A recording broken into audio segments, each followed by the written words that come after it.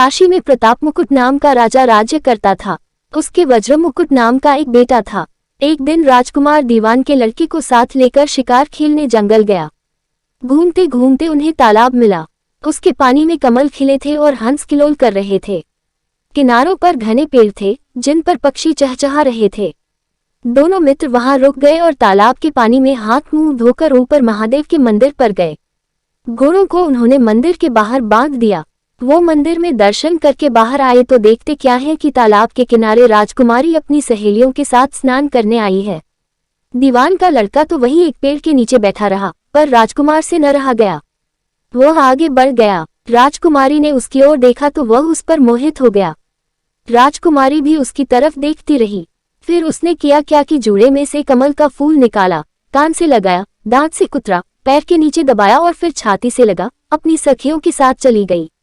उसके जाने पर राजकुमार निराश हो अपने मित्र के पास आया और सब हाल सुनाकर बोला, मैं इस राजकुमारी के बिना नहीं रह सकता, पर मुझे न तो उसका नाम मालूम है न ठिकाना, वह कैसे मिलेगी। दीवान के लड़के ने कहा, राजकुमार आप इतना घबराए नहीं, वह सब कुछ बता गई है। राजकुमार ने पूछा, कैसे? बोला, उसने कमल का फूल सिर से उतार कर कानों से लगाया तो उसने बताया कि मैं कर्नाटक की रहने वाली हूँ। दांत से कुतरा तो उसका मतलब था कि मैं दंतबाट राजा की बेटी हूँ। पांव से दबाने का अर्थ था कि मेरा नाम पद्मावती है और छाती से लगाकर उसने बताया कि तुम मेरे दिल में बस गए हो। इतना सुनना था कि राजकुमार खुशी से फूल उठा। बोला, अब मुझे कर्नाटक देश में ले चलो। दोनों मित्र वहां से चल दिए। घूमते फिरते सैर करते दोनों कई दिन बाद वहां पहुंचे। राजा के महल के पास गए तो एक बुढ़िया अपने द्वार पर बैठी चरखा काटती मिली।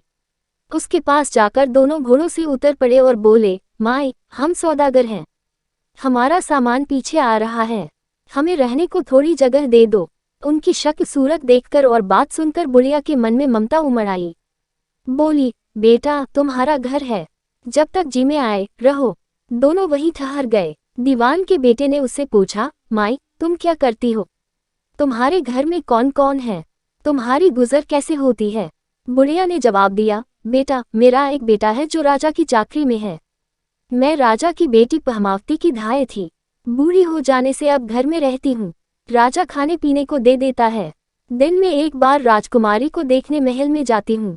राजकुमार ने बुढ़िया को कुछ धन दिया और कहा, माए कल तुम वहां जाओ तो राजकुमारी से कह देना कि जेठ सुदी पंचमी को तुम्हें तालाब पर जो राजकुमार मिला था वह आ गया है। अगले दिन जब बुढ़िया राजमहल गई तो उसने राजकुमार का संदेशा उसे दे दिया। सुनते ही राजकुमारी ने गुस्सा होकर हाथों में चंदन लगाकर उसके गाल पर तमाचा मारा और कहा, मेरे घर से निकल जा। बुढ़िया ने घर आकर सब हाल राजकुमार को कह सुनाया। राजकुमार हक्का बक्का रह गया। तब उसके मित्र ने कहा, राजकुमार आप घबराएं नहीं, उसकी बातों को समझें। उसने 10 उंगलियां सफेद चंदन में मारी, इससे उसका मतलब यह है कि अभी 10 रोज चांदनी के हैं। उनके बीतने पर मैं अंधेरी रात में मिलूंगी।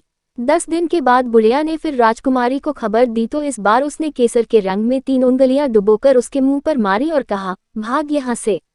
बुढ़िया ने आकर सारी बात सुना दी। राजकुमार शोक से व्याकुल हो गया। दीवान के लड़के ने समझाया, इसमें हैरान होने की क्या बात है? उसने कहा है कि मुझे मासिक धर्म हो रहा है, 3 दिन और ठहरो। 3 दिन बीतने पर बुढ़िया फिर वहां पहुंची। इस बार राजकुमारी ने उसे फटकार कर पश्चिम की खिड़की से बाहर निकाल दिया। उसने आकर राजकुमार को बता दिया। सुनकर दीवान का लड़का बोला, मित्र उसने आज रात को तुम्हें उस खिड़की की राह बुलाया है। मारे खुशी के राजकुमार उछल पड़ा। समय आने पर उसने बुढ़िया की पोशाक पहनी, इत्र लगाया, हथियार बांधे। दोपहर रात बीतने पर वह महल में जा पहुंचा और खिड़की में से होकर अंदर पहुंच गया। राजकुमारी वहां तैयार खड़ी थी। वह उसे भीतर ले गई। अंदर के हाल देखकर राजकुमार की आंखें खुल गईं। एक से एक बढ़कर चीजें थीं। रात भर राजकुमार राजकुमारी के साथ रहा। जैसे ही दिन निकलने को आया कि राजकुमारी ने राजकुमार को छिपा दिया और रात होने पर फिर बाहर निकाल लिया। इस तरह कई दिन बीत गए। अचानक एक दिन राजकुमार को अपने मित्र की याद आई।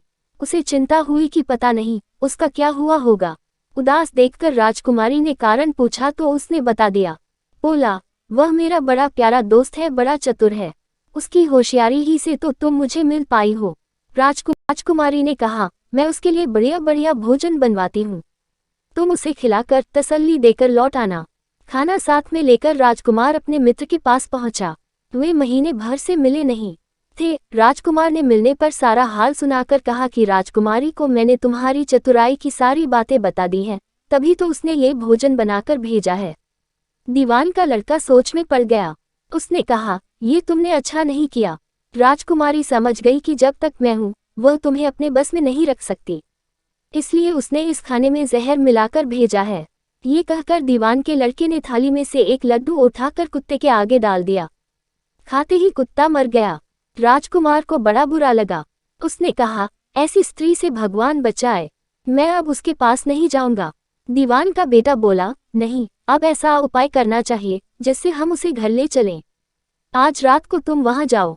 जब राजकुमारी सो जाए तो उसकी बाईं जांघ पर त्रिशूल का निशान बनाकर उसके गहने लेकर चले आना।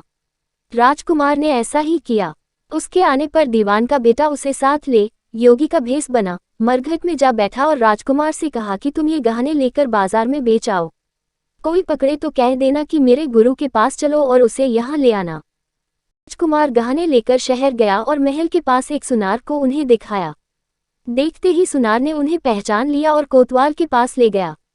कोतवाल ने पूछा तो उसने कह दिया कि ये मेरे गुरु ने मुझे दिए हैं। गुरु को भी पकड़वा लिया गया। सब राजा के सामने पहुंचे। राजा ने पूछा, योगी महाराज, ये गहने आपको कहाँ से मिले? योगी बने दीवान के बेटे ने कहा, महाराज, मैं मसान में काली चौदस को डाकिनी मंत्र सिद्ध कर रहा था कि डाकिनी आई। मैंने उसके गहने उतार लिए और उसकी बाईं जांघ में त्रिशूल का निशान बना दिया। इतना सुनकर राजा महल में गया और उसने रानी से कहा कि पद्मावती की बाईं जांघ पर देखो कि त्रिशूल का निशान तो नहीं है। रानी देखा तो था। राजा को बड़ा दुख हुआ। बाहर आकर वह योगी को एक ओर ले जाकर बोला, महाराज, धर्मशास्त्र में खोटी स्त्रियों के लिए क्या दंड है? योगी ने जवाब दिया, राजन, ब्राह्मण, गौ, स्त्री, लड़का और अपने आश्रय में रहने वाले से कोई खोटा काम हो जाए तो उसे देश निकाला दे देना चाहिए। ये सुनकर राजा ने पद्मावती को डोली में बिठाकर जंगल में छुड़वा दिया। राजकुमार और दीवान का बेटा तो ताक में बैठे ही थे। राजकुमारी को अकेली पाकर साथ ले अपने नगर में लौट आए और आनंद से रहने लगे। इतनी बात सुनाकर बेताल बोला, राजन, ये बताओ कि पाप किसको लगा है? कहानी पसंद आए तो चैनल को लाइक, सब्सक्राइब, शेयर जरूर करें। मिले हैं नेक्स्ट स्टोरी में।